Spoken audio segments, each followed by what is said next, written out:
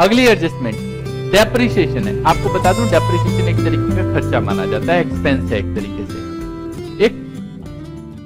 एक बच्चे कई बार ये बोलते हैं मुझसे कि सर डेप्रिसिएशन है, ये होती क्या चीज है। वैसे अगर डेप्रिसिएशन आप सभी ने की है तो इसको बोलते हैं reduction in value of asset due to wear and tear, या ड्यू टू यूज, या due to obsolescence.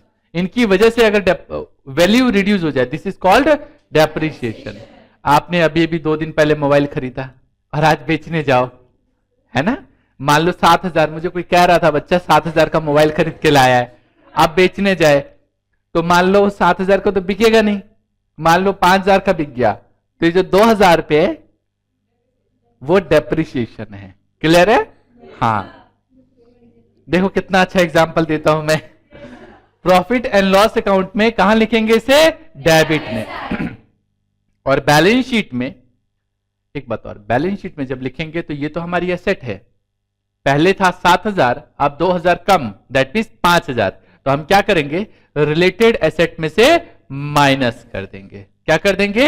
Related asset में से लेस कर देंगे। क्लियर है मामला? पहली एडजस्टमेंट पीएल अकाउंट के डेबिट साइड, और दूसरी एडजस्टमेंट बैलेंस शीट में कहां लिखते हैं? रिलेटेड एसेट में से लेस कर देते हैं। कभी कभी एसेट की वैल्यू घटने के बजाय बढ़ जाती है।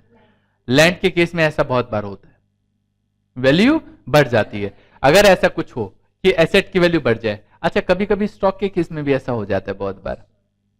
अचानक ही मान लो कुछ ऐसी सिचुएशन अराइज हुई और अचानक कोई सामान हमारे पास था और अचानक ही अगले दिन उसका रेट बढ़ गया, मार्कअप बोल देते हैं कई बार इसको, तो ठीक है बढ़ गया है, लेकिन ऐसे रूल के मुताबिक ऐसे नहीं कहा जाता। कॉस्ट प्राइस और, मैंने आपको सिखाया था वैसे शायद, कॉस्ट प्राइस और market value which ever is less, यही सिखाया था मैंने, उसके बेसिस पे।